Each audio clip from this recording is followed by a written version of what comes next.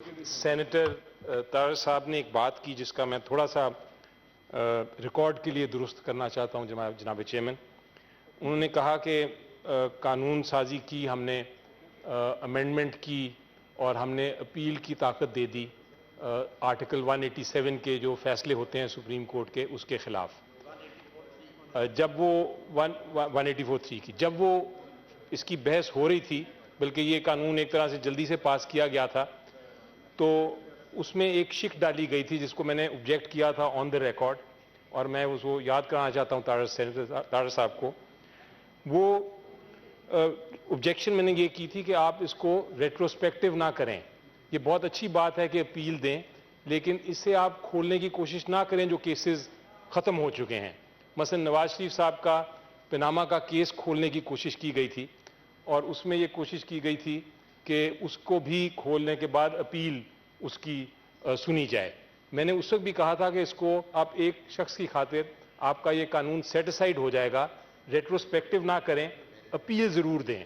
Appeal دینا بڑا ضروری ہے. لیکن بہرحال اس وقت یہ پاس ہو گیا، پھر یہ بحث ہوتی رہی، اور 8 ججز سپریم کورٹ کے انہوں نے یہ کہا ہے کہ یہ پارلیمنٹ کا اختیار نہیں ہے کہ وہ ریٹروسپیکٹولی قانون سازی کریں، اور انہوں نے وہ قانون اس حد تک کالعدم قرار دے دیا. تو یہ میرا موقف تھا کہ اس پوائنٹ کے اوپر ہمیں ذرا خیال رکھنا چاہیے. خود ڈیبیٹ کر کے ہم اگر آگے چلیں گے تو معاملات بہتر ہوں گے. انشاءاللہ جب بل آئے گا اس میں پورا ڈیبیٹ کراؤں گا، فکر ہی نہ کریں.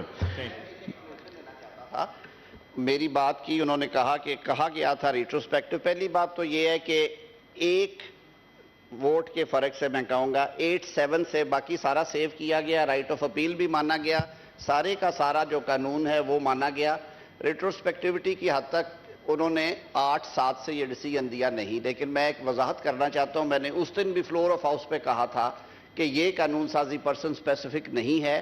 میاں نواز شریف صاحب کا مقدمہ سننے کا حوصلہ رکھیں. میاں نواز شریف صاحب کے مقدمے پہ اس لیے اثر انداز نہیں ہوتا کہ جب اس معزز ایوان نے سیکشن 232 سلیکشن ایکٹ کو امینڈ کیا، اس میں طے کر دیا گیا اس قانون میں کہ جہاں پہ آئین کسی نااہلی کی مدت تجویز کرتا ہے وہ اپر لیمٹ وہ ہوگی، جہاں پہ آئین نہیں کرتا آئین میں دی گئی اپر لیمٹ سے آگے نہیں جائے گا. دنیا میں کہیں نہیں ہے کہ کوئی شخص تا حیات نااہل ہو جائے گا. بھئی یہ کہاں پہ لکھا ہے اور کہاں سے یہ فیصلہ آیا اور اتنا بدبودار فیصلہ کیوں کیا گیا؟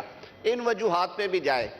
Thanks to my friends from the opposition benches, اپنے سیاسی لیڈر کو بچانے کے لیے وہ لا نہیں چیلنج کیا، ہر قانون چیلنج کرتے رہے ہیں. اور میں نے اس دن یہ کہا تھا کہ یہ لا بھی یہ چیلنج نہیں کریں گے کیونکہ یہ بھی پرسن اسپیسیفک نہیں ہے، یہ اس ملک کی مستقبل کی سیاست کی راہیں متعین کرے گا. اور وہ آج قانون کا حصہ ہے سیکشن 232 سلیکشن ایکٹ. اس وضاحت کے ساتھ میں یہ ضروری سمجھتا تھا بتانا کہ وہ person specific. Thank you sir. بہت شکریہ.